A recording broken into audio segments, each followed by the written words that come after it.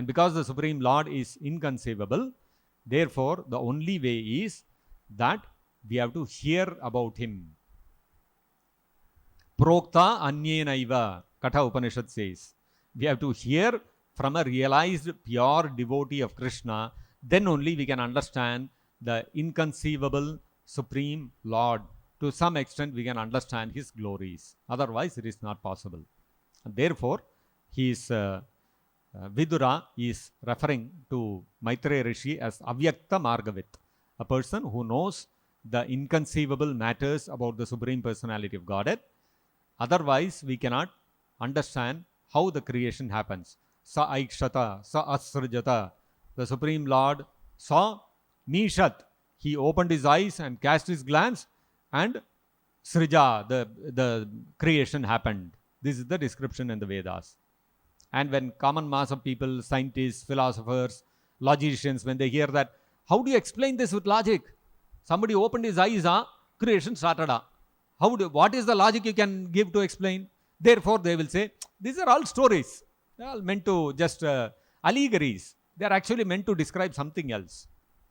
Why? Because they don't understand the inconceivable energies of the Supreme Lord. The Supreme Lord Krishna, just by seeing, he can create. We know only one way to create, which is through physical intercourse. That is the only way to create another living person. But the Supreme Lord doesn't have to follow that path. If he has to follow the same process in order to create, then what is the difference between him and us? The Supreme Lord is supreme, and therefore he is omnipotent. He can do anything the way he wishes. So just by opening his eyes and glancing upon material nature, creation happens. And this is described in the Brahma Samhita, that Angani Yasya Sakalendriya Vrittimanti. Any part of the body can perform any function.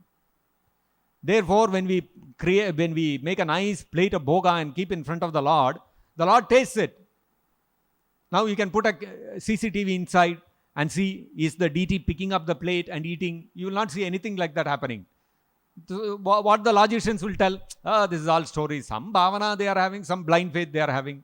No, the DT is standing with his eyes, he is seeing and he has tasted. Simply by seeing, he has tasted. Now use your logic to understand how with your eyes you can taste. With your eyes, it's not possible to taste. It is inconceivable how somebody can taste something with his eyes. But the Lord can do it.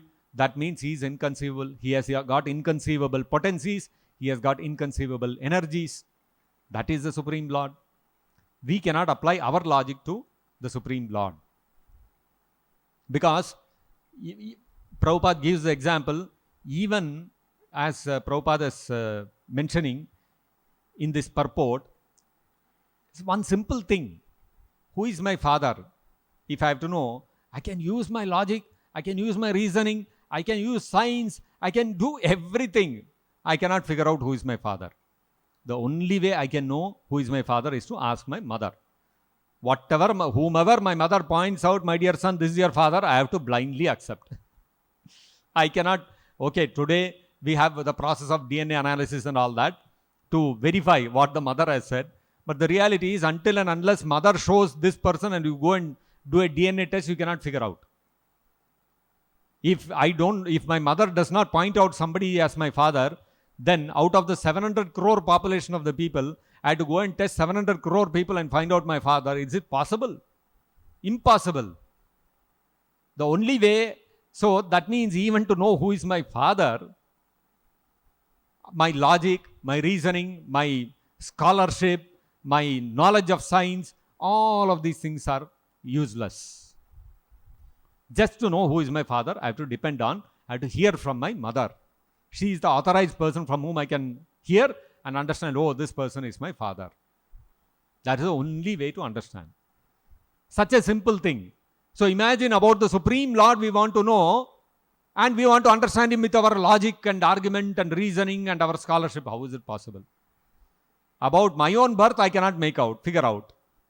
With my intelligence and with my scholarship and with my arguments and the logic and science, and I can use everything, I cannot make out. Then how can I understand about the Supreme Lord with my logic and intelligence, limited logic and intelligence and reasoning. It is not possible.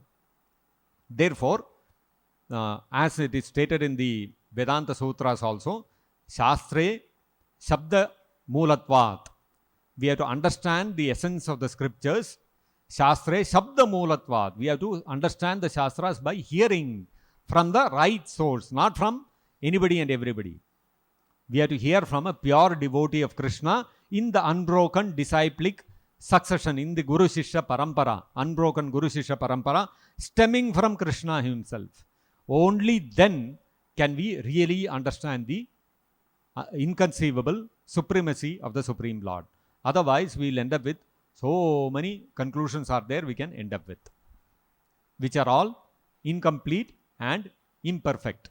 If we want the perfect, complete understanding, only way is to approach a pure devotee, surrender to him and receive the knowledge from him.